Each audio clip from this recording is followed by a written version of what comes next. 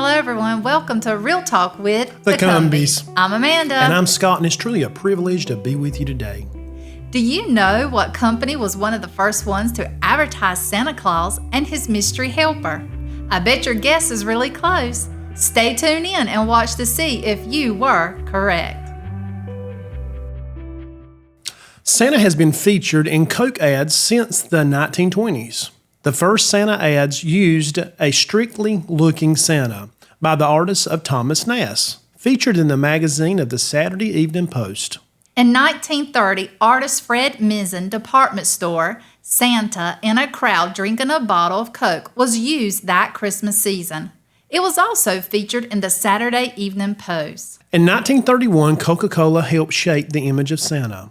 The company wanted the campaign to show the more wholesome Santa, both realistic and symbolic. Illustrator Hayden Sundblom. His background is a mixture of Sweden and Finland. His inspiration turned toward Clement Clark Moore's 1822 poem, A Visit from St. Nicholas. Today is commonly called 'Twas the Night Before Christmas. And I'm sure all of us has heard this poem before in our lives. I have as a child. I've read it before to my children, and I'm sure you at home have read it also to your children before or heard of it. The first original story actually come from A Visit from St. Nicholas. But like Scott said, today it's known as 'Twas the Night Before Christmas. Now Moore's image led to a more friendly, warm, plump, and human Santa. Moore, a native of New York, composed this poem on a snowy shopping day while riding in a sleigh. He wrote this poem to amuse his own children. His inspiration for the character of St. Nicholas was from a local Dutch handyman, as well as the historic St. Nicholas.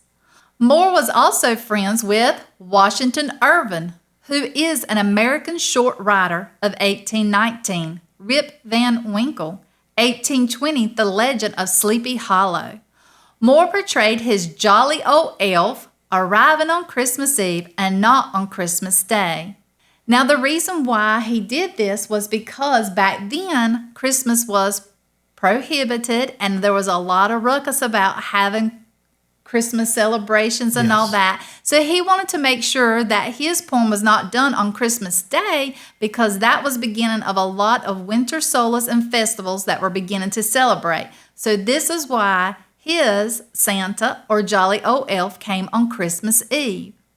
Now, Christmas Day during this time period was becoming the more preferred family holiday of the season rather than New Year's Day.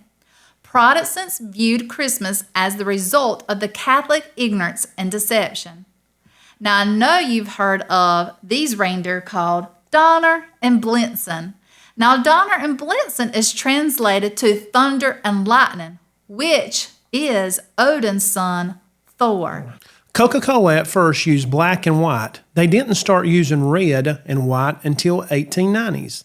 Therefore, it is possible that Santa's got his red color from St. Nicholas. Sundblom received much recognition for his Santa ads. He used his friend as a live model until he passed away. Then Sundblom used himself as the live model, looking in a mirror. His last version of Santa was created in 1964. For decades, Coca-Cola has used his work from 1931 to 1964.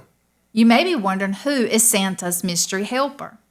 Well, in 1942, Santa Claus gets a new friend. Sprite Boy is introduced, created also by Sundblom throughout the 1940 through the 1950s. Sprite Boy got his name due to the fact that Sprite means elf or fairy. However, Coca-Cola did not introduce the beverage Sprite until the 1960s. Please stay tuned in the month of July for Christmas in July to learn more secrets about Christmas.